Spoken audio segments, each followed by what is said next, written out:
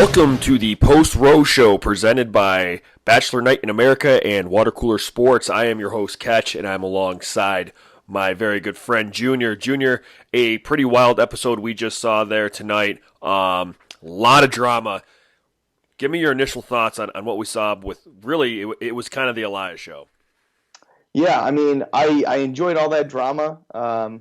It got a little tiring, the back and forth, the constant roller coaster, but it's good for business. What are you going to do? Was honestly a little surprised she got sent home, I'll be honest. But it looks like we haven't seen the last of her. So, I mean, there's always that. But I was surprised just from a pure drama producer point that she was sent packing. Well, what made me think that she was probably not going to get that rose was that McKenna was still sitting right there. And in my opinion, McKenna is still a power hitter. At least she's shown so the first couple of weeks. So the fact that she was still sitting there without a rose and Elia was there, I kind of thought Elia was somehow going to get it or was not going to get it. Right. But yeah, just a pretty crazy episode. Lots of drama. I don't really know if there's much else to be said, but so with that, let's go ahead. Let me ask you this. What do you think of the move to pull the rose? I kind of didn't understand it. Maybe we'll talk about this more on the podcast, I think. Yeah. But the only thing I can think of, my only theory is maybe Harrison was like, I'm just going to take it from you so you can't use it, basically. I don't really know what else. I genuinely don't know why else he would have to pull the rose, That'd be very funny if he just fucked with him. Like he had no idea that was coming. yeah, I didn't even think of it that way, but that would be good. All right, well, with that, let's get right to the Pontiac game-changing moment. There were a lot of moments in this episode in particular, but I think, and we just discussed that what really turned the tides against Elia was the conversation with Victoria P. Junior, break that down for me. What'd you see there that maybe made Peter ultimately change his mind and not give Elia the rose? Yeah, I mean, it all goes back to that one-on-one date. They had a very good date.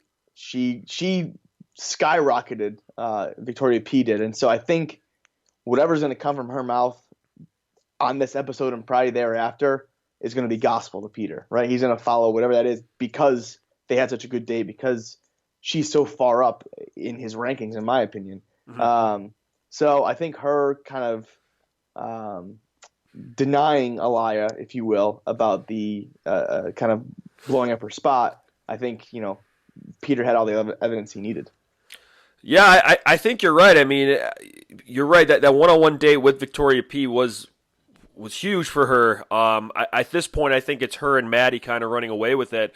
And I think that whatever Victoria P says, he's going to put a lot of water in that. He's going to put a lot of faith in that. And, you could see him kind of, trusting Sydney and stuff, but not enough to really help him turn the tides there. But it was when Victoria P said, listen, this is what she did.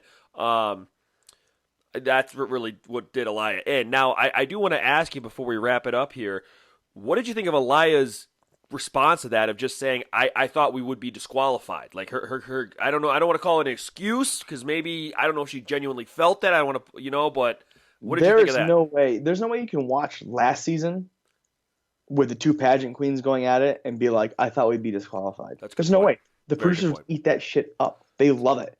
They would set up the show around you, basically. So there's no way. And I don't know why.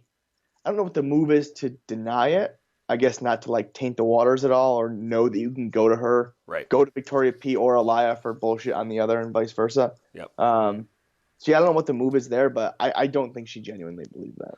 Yeah, I guess you're right. I didn't think of it that way, but you're right, because Kaylin and Hannah B, weren't they roommates too? So clearly they did know each other. So that definitely was not a real thing. So before we finally wrap it up, we do want to give an update on the Survivor pool. We did lose, looks like 5 people tonight that took Alexa. All of them took Alexa. Wow. Yeah, so a big night, a lot of casualties for that, but that just means that... hey, Alexa, eliminate me from the Survivor pool, am I right? Very good. Nice job. All right, so like we said, a crazy episode. So, Junior, do me a favor. Can you just wrap up this episode in a word for me? I'm just gonna say bullshit. Okay. I'm not a happy camper right now with the way that Peter's been handling things. Okay. So that's all I'm going to say. That's very interesting. I can't even think of a word to be honest with you. Surprised. I think it's Yeah, just surprised. I'm just surprised with how this has gone and kind of how serious it has gotten this early. yeah, I agree. You I know. agree. Um, but that's going to do it for the post row show presented by Bachelor Night in America and Water Cooler Sports. Please, we will be releasing our podcast on Friday morning as we always do. Thanks for watching. Thanks for listening. Junior, any final words? No, I'll see y'all on Friday. All right, we'll see you soon. Bye.